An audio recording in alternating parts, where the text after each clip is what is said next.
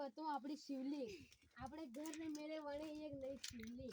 देखो सालो ये सालो ये के दे रहे थे अरे ये सालो देखो ये अपनी नई कई तर कई लागी रही है बताओ मैं हाँ बढ़िया है सर बढ़िया है क्या अब रोज यहाँ जल चढ़ावा आओगा आओ हाँ भी सीढ़िया का ने बोला इतनी अरे भी सीढ़िया कहिए कि मैं काकुशा आवे मके जल चढ़ावा तो अंती शिवलिंग आती सीढ़िया है कर रही आएगी नहीं बात हमन अब रोज यहाँ आनो जल चढ़ावा આપણે ઘર રે ચારી ઘર થી પયા ઉગઈ ના ને મળે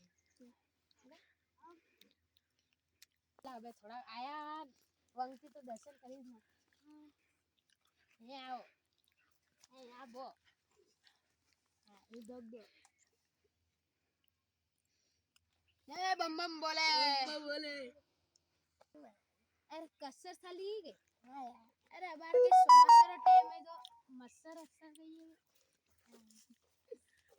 एक्शन ચાલો હવે શિવલિંગ તો દેખી લીધી આપણે ઘર મેરે ખારી એમાં માછલી આવી કે નહીં ચાલો દેખી ના ચાલો ચાલો हेलो ચાલો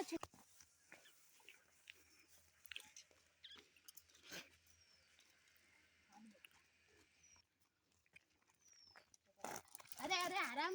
थी लागिन दा यहाँ घाटी कहिए के घनी रपसनी है